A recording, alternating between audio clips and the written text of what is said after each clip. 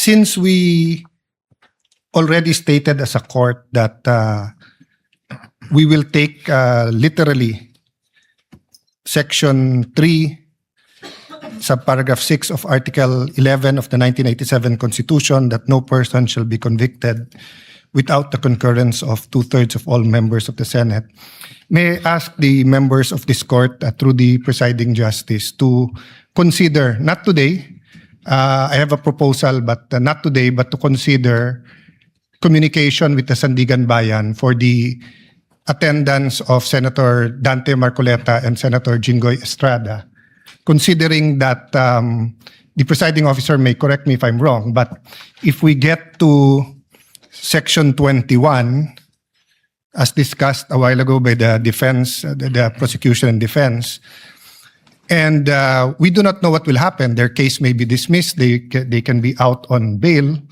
So we want them to be able to participate and observe the witnesses as senator judges here.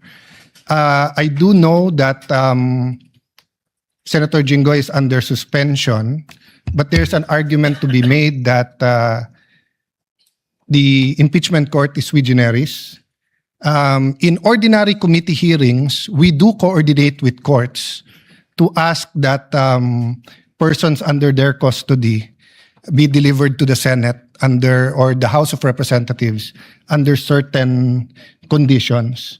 So I'd like to formally ask, Mr. President, that this court consider that. I will submit whether you'd rather have a caucus or a in-camera discussion, or if you want us all to submit our legal opinion. I wouldn't also mind the prosecution and defense weighing in, but considering that if they do not attend and they are here, sorry, Mr. President, considering that if they do not attend at all and cannot vote, their vote will be equal to a acquittal. And as we said from the start, we want a fair and we want justice, we want a fair impeachment trial. Sinabi ng prosecution na sana tignan yung ebidensya, pakinggan mga witnesses.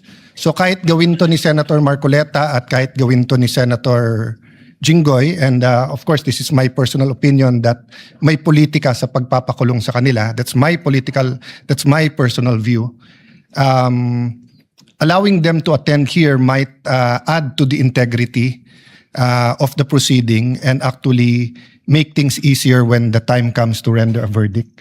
So may I submit that to the court and to our colleagues for discussion at the proper time, Mr. President. The chair notes the comments and requests of Senator Judge Cayetano and will consult the senator judges regarding this matter and shall coordinate with his office with respect to his requests pertaining to Senators Jinggoy Estrada and Senator Marcoleta, including whether or not we will enlist the comment on and position of the parties to this case. So ordered. Senator Tulfo? I would allow siguro mag-monitor yung mga si Senator Jinggoy, Senator Marcoleta. They will be allowed na kahit man lang yung sa TV monitor. Para sa akin, I do agree with what Senator Alan Peter Cayetano was suggesting. Thank you. Gusto ko lamang pong sundan yung sinabi ni Senator Judge Alan Peter Cayetano at magpasalamat po kay Senator Judge Raffy Tulfo.